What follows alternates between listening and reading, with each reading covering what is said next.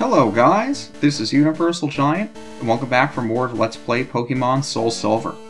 Last time, we took down Karen, the final member of the Elite Four, and today, we put our crown as champion of the Johto region on the line as we rematch the former region champion, Lance. And before we get started, I'll just go over how I've rearranged everybody's items. I believe it's the same as it was when we faced Claire and Lance in the Dragon's Den. Duster is the choice scarf, so he can actually outspeed things and be useful.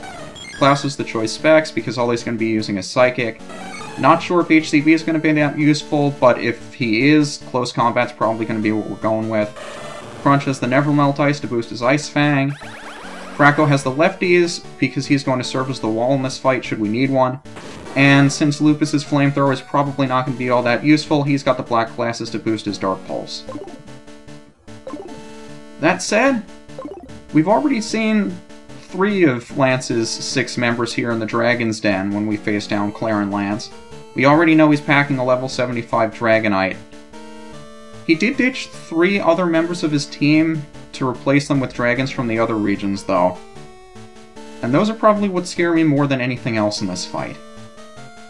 Not sure how this is going to go, but here's hoping for the best.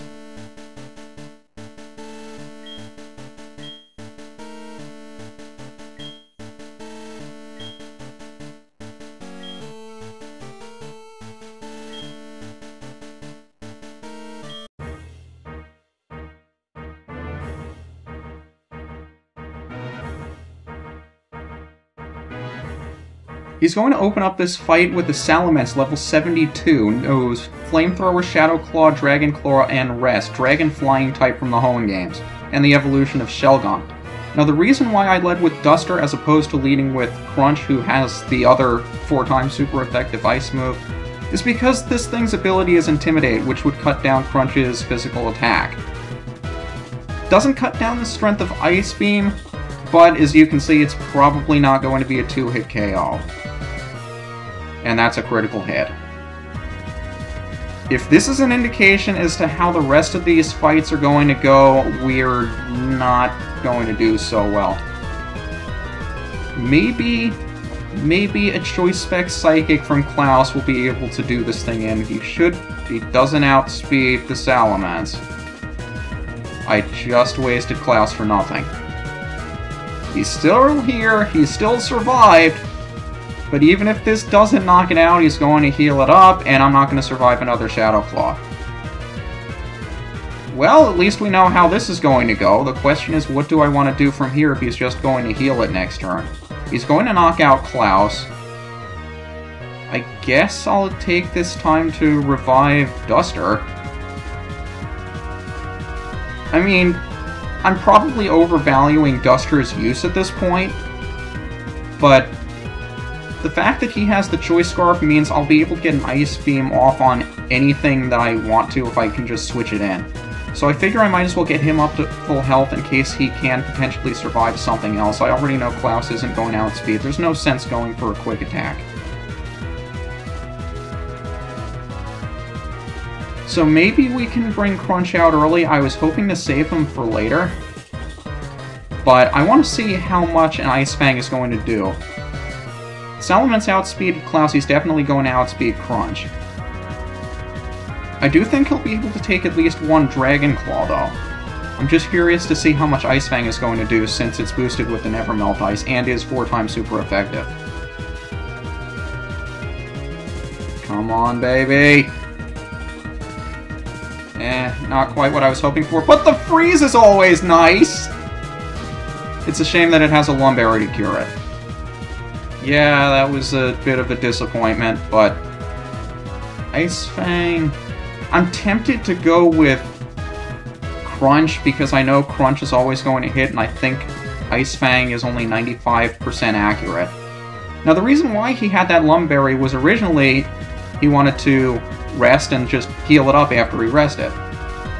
The reason why you normally carry a Chesto Berry for that sort of thing as opposed to a Lumberry is specifically for the same reason why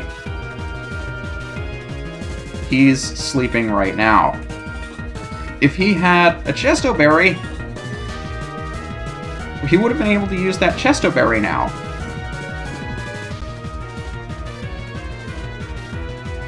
because his freeze wouldn't have been healed, but at the same time, he would have been frozen, so it's a bit of a give and take there. But one poke down! Next, he's going to bring in his Gyarados, and this thing we've seen before. Thunder Wave, Ice Fang, Waterfall, and Dragon Dance. You do not want to allow this thing to set up on you. But Krako can, without a doubt, wall this thing. This is why a lot of people like running Earthquake, so you don't have to deal with it. I'd still very much... I'm tempted to go with a Thunder Wave, but Thunderbolt always has that chance to paralyze, and he is 4 times weak to it. So I'm hopeful that it may... Flinch! Not what I had in mind. I'm kind of surprised he didn't start Dragon Dancing on me on the first turn anyway. I mean, he's already fast enough, and he probably outspeeds everything else on my team anyway.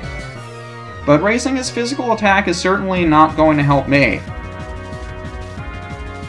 That said, it'd be really nice if Thunderbolt was a one-hit KO. Please knock it out in one shot.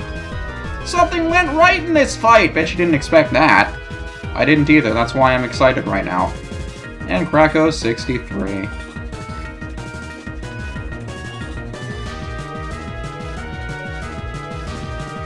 Next up, he's going to bring in his Garchomp, and oh god, this Garchomp. What do we want to do here? What I'm thinking is I'll go with Crunch, and maybe he can take something from this thing. It knows Sword Stance, Outrage, Earthquake, and Roar. Dragon, Ground type from the Sinnoh games, and by god, if you've ever beaten the Sinnoh games, this thing is your nightmare fuel. One of the most powerful and fast non-legendary Pokemon in the game, which is why I'm pretty sure Crunch isn't going to be able to take a stab Earthquake coming off of this thing. I'm not sure why I switched him in. Maybe I just want to make sure we didn't get a free Sword Stance. Now, I think HCB is going to be the only one here that isn't useful for anything else in this fight. So I'm thinking if I can get a close combat off, he could potentially be useful? Maybe? Please survive. HCB? Please? No. This is why you hate Garchomp! Although he did use Outrage, I know Krako can wall it. What I'm hoping is that Krako can take one Outrage. If he happens to get the 2-turn or the 3-turn, I don't know. But I'd like to use this time to heal up Crunch just so we can use him later on in the fight. What I'm banking on is that A, Krako will be able to take 1 or 2 of these Outrages, and B, when this thing finally gets confused at the end of Outrage, it may potentially hit itself. So the question is, how long do I want to wait before I switch into something and take the risk in terms of this thing not killing me? Because he does have Earthquake, and Krako has not yet used Magnet Rise, so he's probably going to go for Earthquake, and if I want to switch into anybody on an Earthquake, I guess it would be Lupus. I mean, in all honesty, Lupus is not going to be useful for anything in this fight. I'm sorry, Lupus. I love you to death, which is why I bred you so I could use you from the very beginning of the game. I just wish you could have been more useful in this fight, but everything else here resists fire, and you don't like any of these things very much. So what I was afraid of was having to bring in Duster too early. I'm not sure how much an Ice Beam is going to do. I don't think this thing is great on special defense, but if it can hit itself in confusion, that would really help out. Didn't think it would. And now it could potentially snap out of confusion, which means I would have lost any kind of footing I had above this thing to begin with. So... You survived! Please, for the love of Arceus, hit yourself in confusion. Please don't be confused and hit yourself. Please? Garchomp, I'm begging you. Please! You froze the Garchomp! You thought out. you, Lance! Fuck you! Fuck you! Fuck you! Did that just happen? Did that just freaking happen? You froze him? He thawed, broke out of the confusion, and still hit you! Did that just happen? Did that just happen?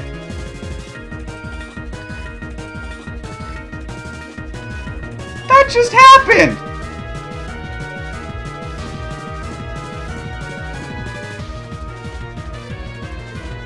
Even if Krako survives this, what do we do from here? How do we possibly salvage this? No, I'm not using Sacred Ash.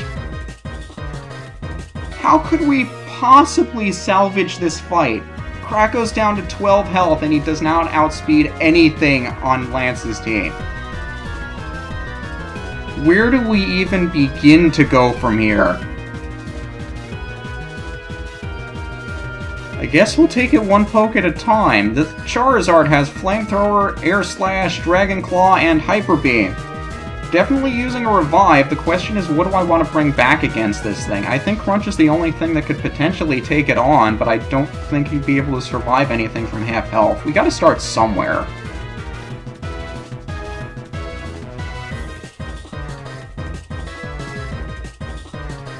So now what?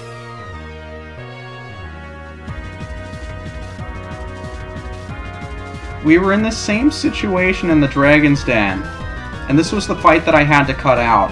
Crunch was not strong enough to take any attack from this Charizard. I'm hoping, and this is the only way we could possibly move on, that he can take an Air Slash. If he can't, that's it, we're done. He did.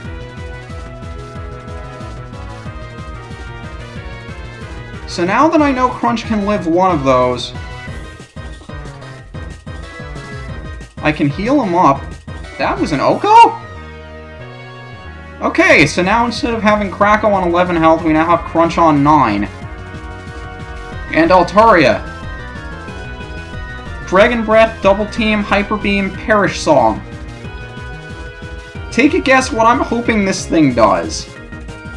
That said, the only thing we could possibly do at this point is Hyper Potion it up and go from there. But the Altaria Dragon Flying type from the Hoenn games, this is the breather on his team, and the only breather you get on this team. So we have to hope this thing isn't a 2-hit KO and that it doesn't paralyze us, because Dragon Breath does have the possibility of paralyzing you. So, I'd take the time to heal the paralysis and the health on 2 different turns, but that's just going to prolong the length of this fight, so I'm going straight for the full restore. I don't like doing this where I have to use items to get through a fight, but fuck you, Lance! This is what he should have done before. Perish Song. Any Pokemon that are still on the field after 3 turns are knocked out instantly. Which is why I don't understand you setting up Double Team here. Now, the fun thing about Perish Song is that Lance likes to use it if Altaria is his last Pokemon. I have no idea why, but when I played through Heart Gold, he did that. So, I think I'll take this time to heal somebody so I can switch out on the next turn and retain Crunch. It's not something I'd like to do, because I would very much like to have him alive, but he only has 1 Pokemon left. What do we do? Because I have to plan for his Dragonite, but I'm not sure who would be best to take it on. I'd normally bring out Krako, but it knows Fire Blast. I guess I have to go with Duster and hope that this Altaria does not unfreeze. Why do you... How does this happen? Do you know the percentage of thawing from a freeze in a turn? And both times I've frozen you, both times you've thawed out on the first turn. Really?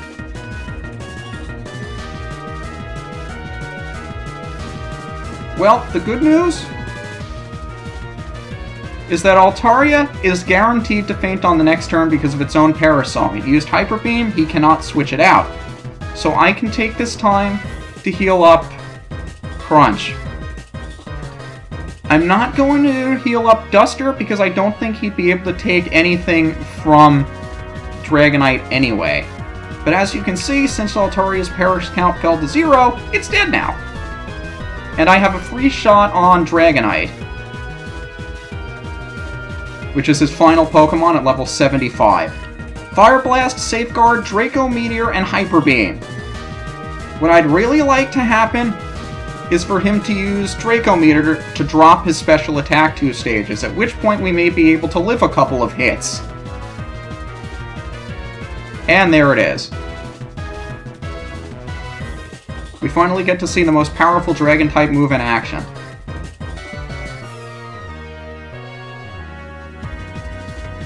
Now, as much as I would like to say that Crunch will be able to survive any hit from this thing, now that its special attack is dropped by 2 stages, I'm still not taking any chances.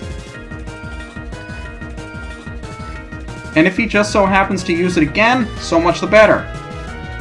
I'd be very surprised if he did, but instead he's using Safeguard, which protects him from status ailments.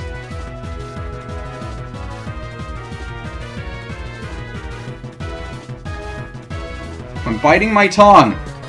We know what happens when I say things. As long as it doesn't crit us. As long as it doesn't crit us. And it has a Citrus Berry, which restores its health 25% of its max HP. I repeat, as long as it doesn't crit us.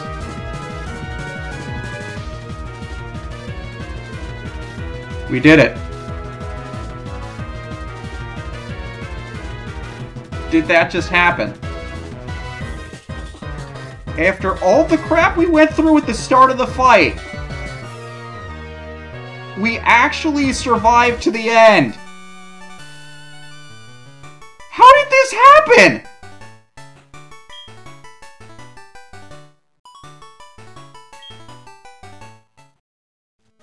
Oh man. I did not expect to win that on the first try. I mean, granted, I did have to use a couple of items, but holy crap, with all the things that happened! Well, Marion Professor Oak again. Yeah, we're in for another credit sequence, and I do have something planned to talk about, and we do have another one after that. For this credit sequence, I want to talk about the game. For the last credit sequence, I want to talk about the LP, just to get that out of the way, but did that just happen? I'm still in shock right now.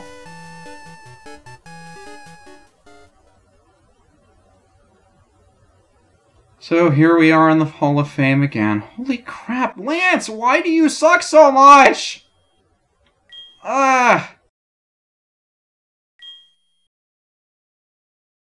If you've played the 4th generation games, you know how annoying Cynthia and her Garchomp can be.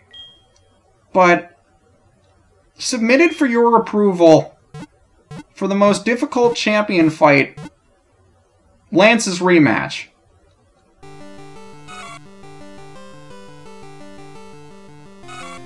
Nice touch how they have the old school Game Boy music here as well if you have the GB sounds on. Really nice to hear the Hall of Fame music again. I can't believe I got through here in the 60s! Good lord!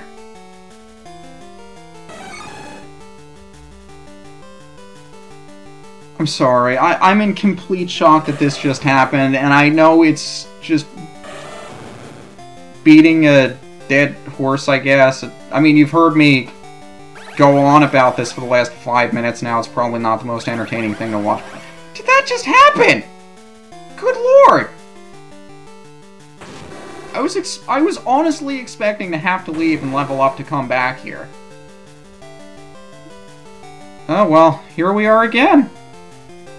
We've successfully defended our title as champions of the Johto region. Why do I still say Johto region? You'll find out in the finale, but that won't be for a couple of weeks.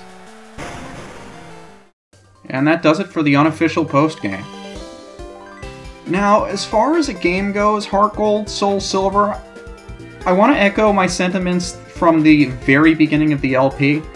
The second generation has a special place in my heart as being my favorite, and the 4th generation graphics, even though the 5th gen had the animated sprites and everything, I still think the 4th generation has the best looking graphics. So as you can imagine, combining the two, along with the fact that Heart Gold was the game that brought me back into the Pokemon series, and over the last couple of years, you can see just how much I've grown to love it again. I believe Heart Gold and Soul Silver to be my favorite Pokemon game of all time, and it's going to be pretty difficult to top that. I don't know if it would necessarily be the best standalone game, considering a lot of this is based on my nostalgia, but personally, it has my vote for my favorite Pokemon game of all time. It's something about being able to explore the Kanto region again. Ever since the very beginning, you play through the 1st generation, you go through all 8 gyms, you get all the badges, you defeat your rival at the very end, and that's it. There isn't much else for you to do besides catch Mewtwo. But not only did this game, the 2nd generation, add so much to it, but they allow you to explore the region from the very beginning, and even though it's no longer a surprise, when you first got there, without having any internet spoilers or anything, just being able to explore the full Kanto region, fight all of the gym leaders again, get all of the badges again, it's something that I don't think any Pokemon game will ever be able to replicate again. That majesty, that magic, just being able to go through all of those things again. I mean, it's not just exploring the regions again, you go through all the gyms again. It just adds so much to the game. And that's why I think the 2nd generation stands out more than anything else. I mean, you can argue Pokemon aren't as creative as they used to be, and the game's graphics are, even though they're better, the games aren't as nifty. There's just something about the 2nd generation. All of the depth to the game, especially with Heart Gold and Soul Silver, all of the extras and stuff I've been able to show off, and intend to show off over the span of the next couple of weeks. All the special events and the Battle Frontier, and all the other special things that they added to these games. Just in the last couple of years, the extras have meant so much to the game that it adds so much to a game that you can't necessarily replay. I mean, you put replay value on a game. This game doesn't have any because you can only have one save file. So they've been doing a really nice job of adding extras to the game that make playing it, despite the fact that you've gone through everything, still worthwhile. You can still find cool things to do. And that's something that I've found to really respect Pokemon for doing in the last couple of years. Maybe not so much in the Game Boy days, but at least starting with the 4th generation and on. But there's only so long I can talk about a Pokemon game after 100 episodes of talking about a Pokemon game. This is UniversalGiant. Next week, we'll be covering all of these special events. The following week, we'll be covering the Battle Frontier. And after that, I think you know what's coming up. But until then, this is UniversalGiant. And did that just happen? See you next time.